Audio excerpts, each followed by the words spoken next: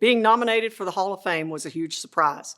While visiting Huntsville, we, Mo and I, had the good fortune to meet Greg Brewer and Craig Cleveland and Perry Butler at Bob Hamar's Grill, July 2021. At that meeting, Greg and Craig told me they were going to nominate me for the Hall of Fame. There are no words to describe those feelings except to say I was blessed to have such a sound career under their leadership and direction. Knowing they felt I was worthy of such a nomination, let alone being selected, is a dream come true. It is the greatest achievement of my 30-plus year officiating career. My officiating career began in North Carolina in 1976 while attending Winston Salem State University. Like most college students, I needed a part-time job. I saw an ad in the Winston-Salem Journal for baseball and softball umpires. At that first meeting, the stage was set for me to become a sports official. That group of men welcomed me and began teaching me how to become an official. My first obstacle to overcome was being a female in a male-dominated profession. The words of wisdom, "You're an actor playing a role, so leave your gender in the car once you put on your uniform." Those words were very valuable as I progressed throughout my officiating career. I continued to officiate 4 sports: baseball, softball, basketball, and volleyball. I was fortunate to accomplish many goals in that 16 years, officiating state tournaments in all 4 sports. Most importantly, I became the first female to officiate a boys' varsity basketball game and baseball finals. Moving to Huntsville in 1992, my officiating career continued to progress. My partner, Mo Price, introduced me to numerous officials within the area, and I was once again welcomed with open arms. My first baseball game in Huntsville was an American Legion game featuring Al Rawls, who had just won the baseball state high school championship. I walked onto the field with Mo as my partner. At the plate meeting, Coach Rawls eyeballed me, looked at Mo and said, "Can she call?" Mo said, "I guess you'll see." In his unique fashion, Coach Rawls took off his hat and gave me his lineup card.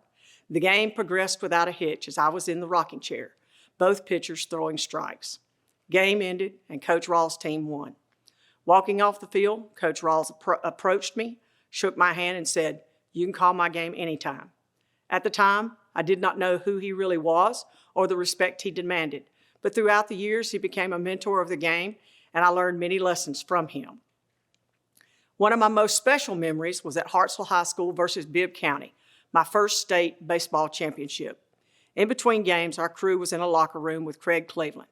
During conversations, Craig tried to get me to say something about Greg Brewer.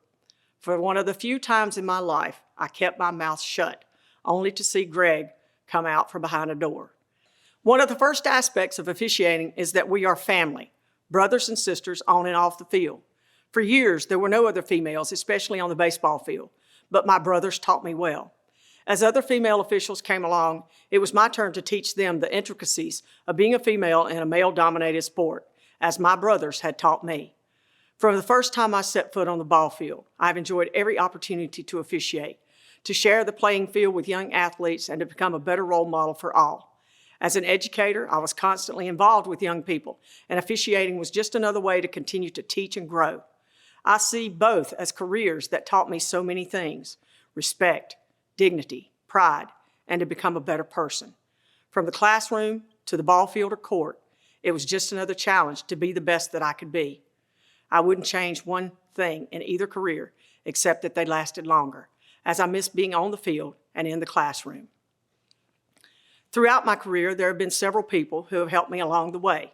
The first was Doug Fagan, my first mentor. Doug saw my passion and took me with him to many games. We had rule and situations throughout the ride, which broadened my knowledge base. In fact, he was my basketball partner when I called my first varsity boys basketball game. We walked volleyball and softball state championships together in North Carolina. Doug is my oldest and dearest friend of 47 years. In 1993, I married Mo Price and we celebrated our 30th anniversary in June. We met working Babe Ruth baseball, and he was instrumental in my move to Alabama. He has been my support throughout the years, traveling with me to numerous state and national tournaments. I was honored to work 2 Babe Ruth national tournaments, Clifton Park, New York, and Pine Bluff, Arkansas. He accompanied me to 3 baseball, 3 softball, and 3 volleyball state championships in Alabama. He is my partner in life, and I love him dearly.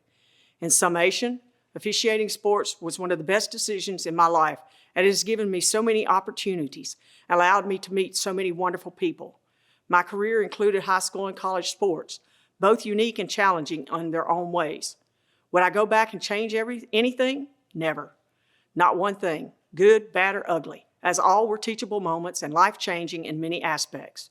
To my brothers and sisters, my mentors, and my Mo, thank you all for your support and encouragement throughout my career. I love you all.